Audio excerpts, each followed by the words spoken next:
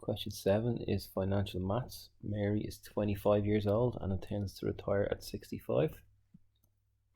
She begins to calculate how much she needs in her pension fund, and she bases all her calculations on a 4% annual growth rate.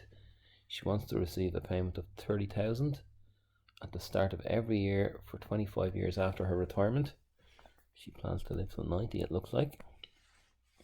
So write down the present value of a future payment of 30,000 in 1 year's time. So we went to the bank and we said, we want to put some money in, we want 30,000 in a year's time. They'd say, okay, put in a little bit less. It's based on 1 plus the interest rate, 1.04, which you all know, you've practiced loads of these. Just basic calculator use, 28,846.15, rounded to 2 decimals, and we're asked to the nearest cent here. Always just be careful not to lose city marks for not rounding properly. Then part B, write down the present value of a future payment of 30,000 in T years time.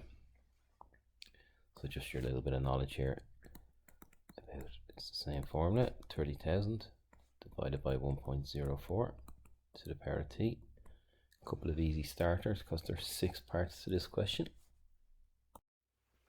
Third part, how much correct to the nearest euro will Mary require to have in her fund to guarantee this payment? So she wants 30,000 a year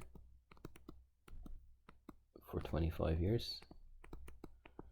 So she needs a lump sum, she needs an amount of money that she can save up over the 40 years, which we're going to have in the next part, that the bank will then have to allow her to enable to have this pension fund. So she wants it the next day, so the day she retires she's going to want 30,000 the next day. That's not going to have any interest attached to it, but the one the following year will be 30,000. The one in the second year will be worth less. That's why we were given the first part, all the way down to the one in the last year, which will be 30,000 over 1.04 to the power of n, which in this case is the 25 years she wants the payments. This one will have 24 interest payments attached to it because of the start of the payment period. So in this case we have A is equal to 30,000.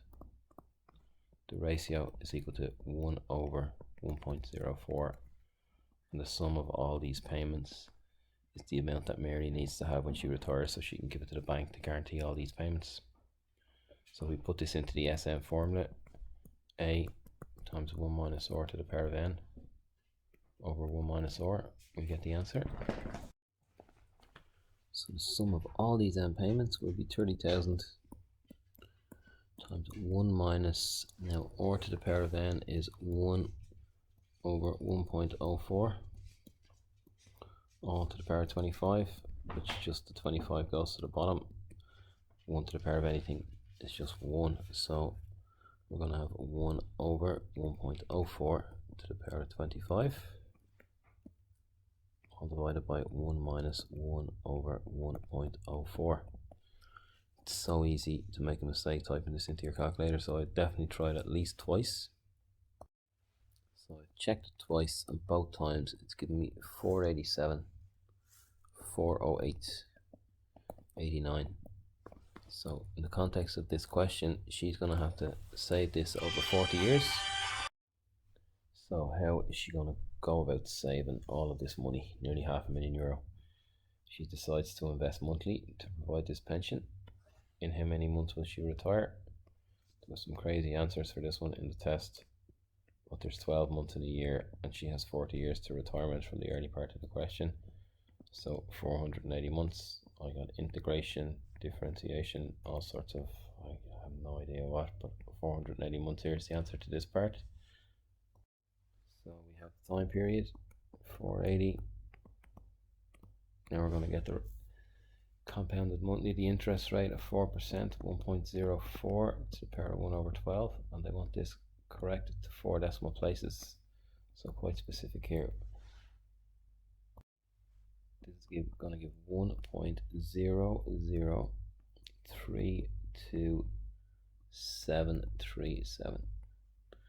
Now 4 decimal places, 1, 2, 3, 4 is here, so this is where we draw the line here. We get 0, 0, 3, 3, therefore the effective monthly rate will be 0.0033%. Correct the 4 decimal places. And then we are going to set up now, making equal payments. How much is she going to have to put in every month? So she's going to make 480 equal payments. So the first payment she makes, let's say it's today, is going to have 480 accruing months. So it'll be multiplied by 1.0033 to get the value of it, to the power of whatever amount of months it compounds by.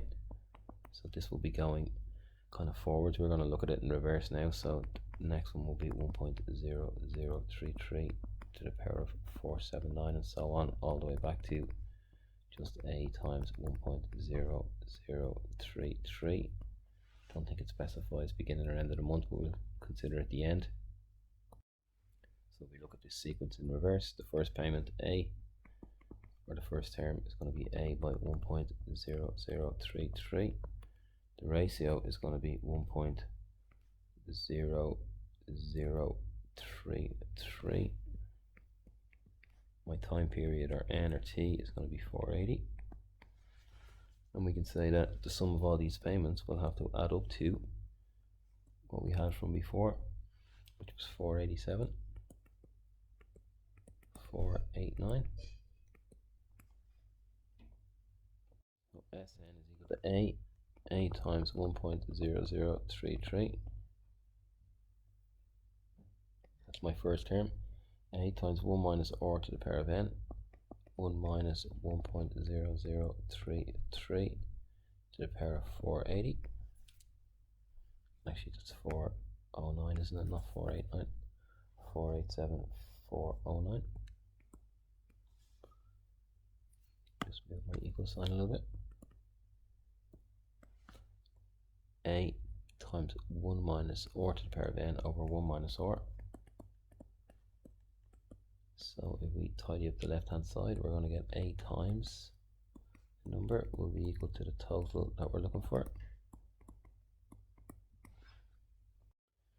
We will get 1174.08 if we tidy up the left, and dividing the right by 1174.08, we'll get 415.14.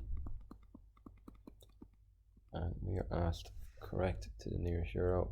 So many of you didn't round off in all of these questions that you were asked to using valuable marks. It could cost you your place in whatever course you choose. The monthly amount she needs to put away here to generate this pension is €415.